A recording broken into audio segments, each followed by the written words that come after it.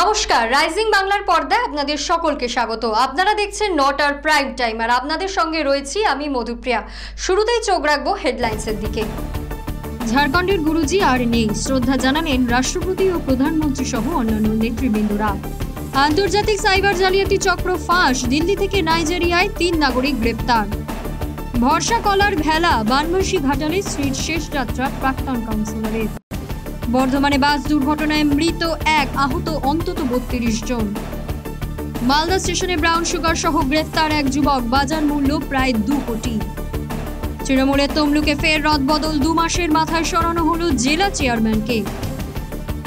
বোমা আতঙ্কে কাঁপল করণদিঘির মতিগঞ্জ, সিসিটিভিতে ধরা পড়ল হামলার ছবি। ডিভিসি ও দুর্গাপুর ব্যারেজ থেকে বিপুল জল ছাড়, সতর্কতা জারি। প্রয়াত দিশম গুরুজি, ঝাড়খণ্ডের প্রাক্তন মুখ্যমন্ত্রী ও বর্ষীয়মান আদিবাসী নেতা শিবু সোরেন আর নেই। 81 বছর বয়সে দিল্লির গঙ্গারাম হাসপাতালে শেষ নিঃশ্বাস ত্যাগ করেন তিনি। তার প্রয়াণে শোকের ছায়া রাজনৈতিক মহল জুড়ে। প্রধানমন্ত্রীর শ্রদ্ধা, রাষ্ট্রপতি থেকে মুখ্যমন্ত্রীরা, সমবেদনায় একজোট দেশ। আদিবাসী আন্দোলনের এক ইতিহাসের অবসান ঘটল তার চলে যাওয়ায়।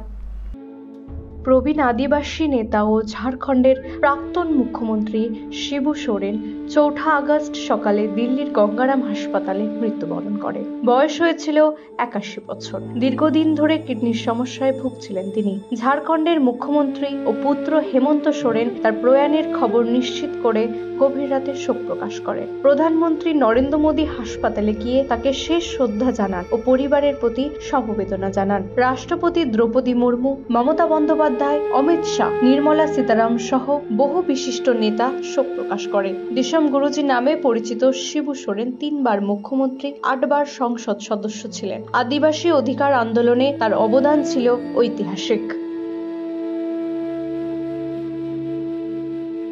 আন্তর্জাতিক সাইবার প্রতারণা চক্রের হদিশ কলকাতা পুলিশের হাতে। দিল্লি থেকে গ্রেফতার নাইজেরিয়ার 3 নাগরিক। ফেক ইমেল, হোয়াটসঅ্যাপ ও জাল নথি ব্যবহার করে কোটি টাকার প্রতারণা চলছিল।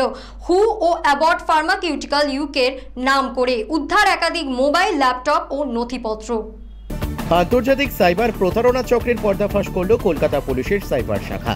দিল্লির চন্দর বিহার ও নীলঠি এলাকা থেকে নাইজেরিয়ার 3 নাগরিককে গ্রেপ্তার করা হয়েছে। ধৃতরা ফেক ইমেল, হোয়াটসঅ্যাপ অ্যাকাউন্ট ও জাল নথি ব্যবহার করে কোটি টাকার প্রতারণা চালাচ্ছিল। 20 মে দায়ের হওয়া একটি মামলার তদন্তে উঠে আসে অ্যাবট ফার্মাসিউটিক্যাল ইউকে ও হু এর নাম করে 1.10 কোটির বেশি প্রতারণা তথ্য। মূলত কোলা নাচ ট্রেডিং এর নামে এই জালিয়াতি চালানো হচ্ছিল। দিল্লিতে অভিযান চালিয়ে উদ্ধার হয়েছে 12টি অ্যান্ড্রয়েড ফোন, 3টি কিপ্যাড মোবাইল, 1টি ল্যাপটপ, রাউটার সহ চাল কাগজপত্র। ধৃতরা হলেন পিটার মার্সি ওলাউমি ওরফে সোফিয়া, কেমেকো কাভিলিংস ও Alexander Success Divine. Kolkata police জানিয়েছে এই চক্রের সঙ্গে দেশের বিভিন্ন প্রান্তে থাকা আরো অনেকের যোগ রয়েছে। চলছে বিস্তারিত তদন্ত।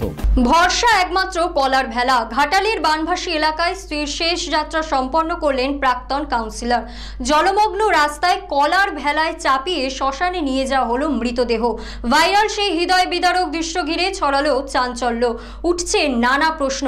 এখনো কেন অসম্পূর্ণ ইলেকট্রিক চুল্লির কাজ? শুরু হয়েছে রাজনৈতিক তরজা।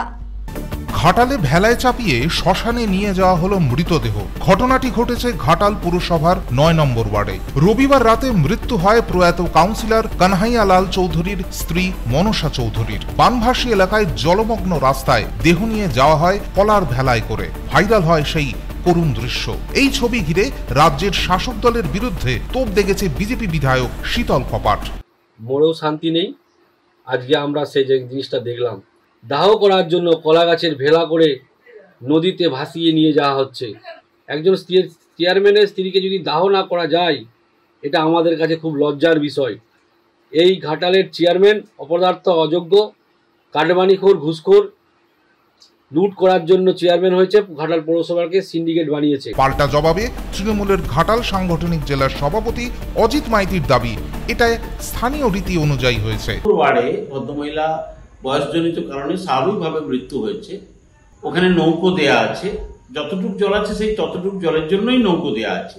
আর ওখানকার স্বাভাবিক রেওয়াজ অনুযায়ী, রীতি অনুযায়ী কলার ভেলা বা বাঁশের ভাড়াতে করে মৃতদেহটা যেখানে শ্মশান চুল্লি সেখানে নিয়ে যাওয়া হয়। আমার মনে হয় এগুলো নিয়ে পাড়া মাথায় করা খুব একটা সমুচিত কাজ হচ্ছে বলে আমার মনে হয় না। এদিকে পান্না, ঘিসরা সহ ঘাটালের বহু এলাকা জলের তলায়, পরিস্থিতি উদ্বেগজনক। আর সেই আবহেই এমন ঘটনা ঘিরে চাঞ্চল্য ও রাজনৈতিক চাপানুতর। ভয়াবহ বাস দুর্ঘটনা পূর্ব বর্ধমানের ভান্ডারদিহিতে নিহত এক, আহত অন্তত 32 জন। নিহতের নাম সুবোধ মণ্ডল, বয়স 63। 70 থেকে 80 জন যাত্রী নিয়ে দ্রুত গতির বাসটি উল্টে যায় বর্ধমান নবদ্বীপ রোডে। আহতদের মধ্যে শিশুও রয়েছে। 10 জনের অবস্থা আশঙ্কাজনক। যাত্রীদের অভিযোগ, অতিরিক্ত গতি মারণ হলো। ইতিমধ্যেই ঘটনার তদন্তে নেমেছে পুলিশ।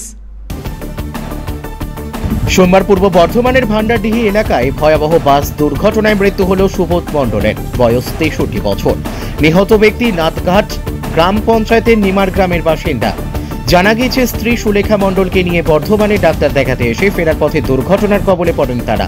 আসানসোল কৃষ্ণনগর রুটের যাত্রী বোঝাই বাসটি কৃষ্ণনগরের দিকে যাচ্ছিল। প্রায় 70 থেকে 80 জন যাত্রী নিয়ে দ্রুত গতিতে চলা বাসটি নিয়ন্ত্রণ হারিয়ে উল্টে যায় বর্ধমান নবদ্বীপ রোডের ভান্ডারডিহি এলাকায়। ঘটনায় আহত হন অন্তত 32 জন, যাদের মধ্যে 10 জনের অবস্থা আশঙ্কাজনক। আহতদের মধ্যে এক শিশুও রয়েছে। সকলকে বর্ধমান মেডিকেল কলেজ হাসপাতালে ভর্তি করা হয়েছে। দুর্ঘটনার খবর পেয়ে পুলিশ ও স্থানীয় প্রশাসন দ্রুত ঘটনাস্থলে পৌঁছে উদ্ধার কাজ চালায়। হাসপাতালে উপস্থিত হন অতিরিক্ত পুলিশ সুপার অর্ক ব্যানার্জি। যাত্রীদের অভিযোগ, বাসটি অতিরিক্ত গতিতে চলছিল বলেই দুর্ঘটনাটি ঘটে। পুলিশ প্রাথমিক তদন্ত শুরু করেছে। অ্যাক্সিডেন্টটা, গাড়িটা খুব টানটানের গাড়ি, তো ওর থেকে টানটানের গাড়ি পিছনে কৃষ্ণনগর আসানসোল নবদ্বীপ আছে, সুইটি বাসটার নাম। তার ভয়ে সে ছুটছে, 5 মিনিট মার্জিন। 2 জায়গায় চান্স নিয়েছিল ওরকম হওয়ার, কিন্তু বেঁচে গেল। হারিয়ে গেছিল 2বার। আমি ড্রাইভারের পিছনেই বসেছিলাম। জোরে তো যাচ্ছি, যেতে তো হবেই। 5 মিনিটের মার্জিন গাড়ি, 2 মিনিট খেয়ে নিলে তাকে তো মেকআপ করতে হবে।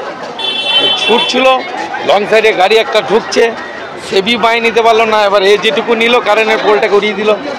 পোলটাকে উড়িয়ে গিয়ে নিয়ন্ত্রণ হারিয়ে গেল। গিয়ে দেখছে নয়নজুলি জলে নেমে পড়ছে।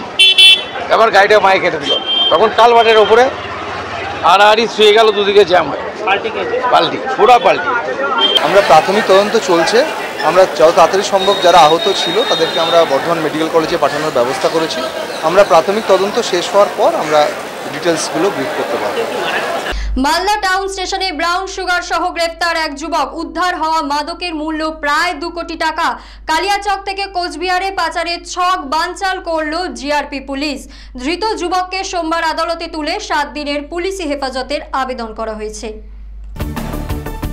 মালদা টাউন স্টেশনে 404 গ্রাম ব্রাউন সুগার সহ এক যুবককে গ্রেফতার করল জিআরপি। ধৃতের নাম জসিমউদ্দিন শেখ, বয়স 21 বছর, বাড়ি কালিয়াচকের শাহবাজপুরে। উদ্ধার হওয়া মাদকের বাজার মূল্য প্রায় 2 কোটি টাকা। পুলিশ জানিয়েছে, কালিয়াচক থেকে কোচবিহারে পাচারের পরিকল্পনা ছিল। ধৃতকে 7 দিনের পুলিশি হেফাজতের আবেদন জানিয়ে সোমবার মালদা জেলা আদালতে তোলা হয়েছে। আজকে আমাদের কাছে সকালবেলা একটা খবর আসছিল যে একটা ব্যক্তি কালিয়াচক থেকে কোচবিহার দিকে যাবে, এই ব্রাউন সুগার অথবা হিরোইন নিয়ে যাবে আর কি। এই খবরটা পাওয়ার পরে আমরা একটা অ্যাম্বুশ করি স্টেশনের মধ্যে। তখন ওই লোকটাকে ধরার পরে ওর কাছ থেকে একটা ব্যাগ পাওয়া গেছে। ব্যাগের মধ্যে ওই 404 গ্রাম ব্রাউন সুগার পাওয়া গেছে, 4টা প্যাকেটে। এটা আমাদের যেটা সোর্স আছে, মার্কেট ভ্যালু যেটা বলছে 2 কোটির মতো আছে। গত 6 মাসে মোটামুটি 15 থেকে 16 জন অ্যারেস্ট হয়েছে। আর 6 থেকে 7 কেজির মতো ব্রাউন সুগার ধরা হয়েছে। তমলুকে ফের তৃণমূলের দলীয় অস্থিরতার মধ্যেই মাত্র 2 মাসের মাথায় সরানো হলো জেলা চেয়ারম্যান ডক্টর দীপেন্দ্র নারায়ণ রায়কে। দায়িত্ব গেলেন প্রাক্তন সভাপতি অসিত ব্যানার্জি। সমবায় ভোটে নেতৃত্বের ভূমিকা ও অভ্যন্তরীণ দ্বন্দ্বই রদবদলের মূল কারণ বলে জল্পনা। শাসক দলে গোষ্ঠীদ্বন্দ্বের ছায়া ঘিরে উঠেছে বিরোধীদের কটাক্ষ।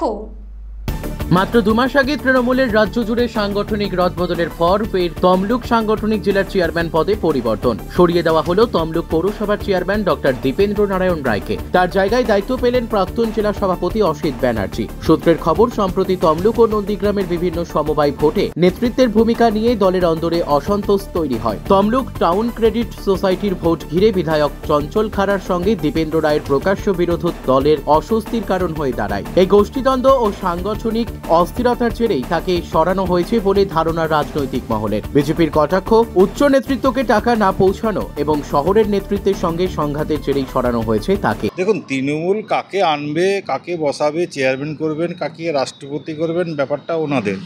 আমাদের বিজেপি, ভারতীয় জনতা পার্টির এতে কোনো আমাদের যায় আসে না। তো ওনাদের দেখেছি গোষ্ঠীদ্বন্দ্ব, তমলুক শহরেই দেখেছি কয়েকটা ছোটোখাটো সমবায় ব্যাংক নিয়ে 4টে গোষ্ঠী, সেই 4টে গোষ্ঠীর মধ্যে ঝামেলা। এই কারণে ওনাদের একটু সবসময় ওদের কাউকে বিশ্বাস করতে পারছেন না, কাকে ওনারা পদে বসাবেন। পুরোপুরি ওনাদের ঘরের ব্যাপার, ওনারা ঘর সামলান। মোদ্দা কথা, কত মানি টাকা তুলে দিয়ে আসতে পারবে সেটাই আসল কথা, কে কত ভাগ দিচ্ছে সেটাই আসল ব্যাপার। পাল্টা প্রতিক্রিয়ায় নতুন চেয়ারম্যান জানান, শুভেন্দু কোনো ফ্যাক্টর নয়, দল যেভাবে মূল্যায়ন করেছে সেভাবেই সিদ্ধান্ত নেওয়া হয়েছে। তবে তৃণমূলের একাংশ এই হঠাৎ রদবদল মানতে পারছে না। তৃণমূল নেতা পার্থসারথী মাইতির মতে, উপযুক্ত সময় না দিয়েই রদবদল ঠিক হয়নি। সরাসরি কিছু না বললেও দীপেন্দ্র রায়ের বক্তব্য কেন আনলো বা সরালো তা সিদ্ধান্ত গ্রহণকারীরাই বলতে পারবেন। বলতে পারবো না কে কী ভাবছেন, দল কীভাবে মূল্যায়ন করছেন সেটা দলের নেতৃত্ব ব্যাপারে। এটা সর্বোচ্চ নেত্রী আমাদের মমতা ব্যানার্জি, আমাদের সেনাপতি অভিষেক ব্যানার্জি, তাদের বলতে পারবেন। আমি শুধু জানি আমি তৃণমূলের একজন কংগ্রেসের একজন কর্মী ছিলাম, আছি এবং থাকবো। স্বাভাবিকভাবে আমাকে বিভিন্ন সময় বিভিন্ন জায়গায় কাজ করার সুযোগ দেওয়া হয়েছে, আমি আমার সর্বোচ্চটা দেওয়ার চেষ্টা করি। বর্তমান সময়ে দীপেন্দ্র নারায়ণ রায় যিনি পদে ছিলেন, তার সাথে বহু তৃণমূল নেতৃত্বের একটা সংঘাত দেখা গিয়েছিল, যে সংঘাত অস্বস্তিতে ফেলছিল দলকে। আমি তখন দায়িত্বে ছিলাম না, আমি বলতেও পারবো না।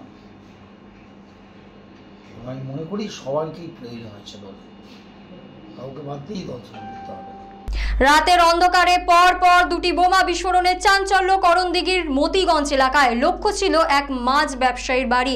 সিসিটিভি ফুটেজে ধরা পড়েছে হামলা দৃশ্য। ঘটনায় ঠিক আগে এসেছে হুমকি বার্তা, তাও আবার বাংলাদেশের নম্বর থেকে।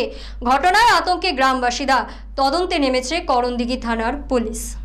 রাতের অন্ধকারে পরপর দুটি বোমা নিক্ষেপে আতঙ্ক ছড়ালো করণদিঘির মতিগঞ্জ এলাকায়। ঘটনায় চাঞ্চল্য ছড়িয়েছে গোটা গ্রামে। অভিযোগ, মাছ ব্যবসায়ী সেকেন্দার আলীর বাড়িতে দুষ্কৃতীরা বোমা ছুড়ে মারে। সিসিটিভি ফুটেজে ধরা পড়া এই হামলার ঠিক আগে বাংলাদেশের একটি নম্বর থেকে হোয়াটসঅ্যাপে হুমকি ফোন আসে সেকেন্দার আলীর কাছে। টাকা না দিলে খারাপ পরিণতির ভয় দেখানো হয়েছিল বলে অভিযোগ। ঘটনার পরই পুলিশে খবর দেওয়া হয়। করণদিঘি থানার পুলিশ এসে তদন্ত শুরু করেছে।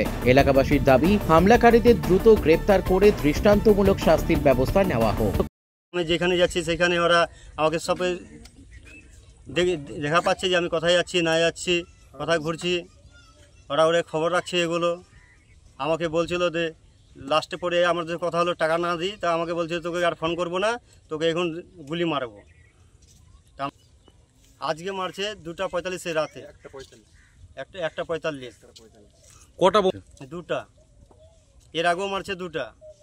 ফের জল ছাড়লো ডিভিসি। মাইথন ও পাঞ্চের জলাধার থেকে ছাড়া হলো হাজার হাজার কিউসেক জল। সঙ্গে দুর্গাপুর ব্যারেজ থেকেও বিপুল পরিমাণে জল ছাড়ার খবর। নদী তীরবর্তী এলাকায় জারি হয়েছে সতর্কতা। জলস্তর বাড়ায় উদ্বেগে প্রশাসন। পরিস্থিতি খতিয়ে দেখতে মাঠে নেমেছেন আধিকারিকরা। ডিভিসি আজ মাইথন ও পাঞ্চের জলাধার থেকে মোট 55,886 কিউসেক জল ছেড়েছে। মাইথন থেকে 24,402 কিউসেক এবং পাঞ্চের থেকে 31,484 কিউসেক জল ছাড়া হয়েছে। পাশাপাশি দুর্গাপুর ব্যারেজ থেকেও 65,000 কিউসেক জল ছাড়া হয়েছে বলে জানা গেছে। নদী তীরবর্তী এলাকাগুলিতে সতর্কতা জারি করেছে প্রশাসন। জেলার পরিস্থিতি খতিয়ে দেখতে মাঠে নেমেছেন প্রশাসনিক কর্মকর্তারা। আজকের মতো এই পর্যন্তই। ফিরে আসবো আগামীকাল এই সময়। চোখ রাখুন রাইজিং বাংলার পর্দায়। দেখি বাংলার মুখ।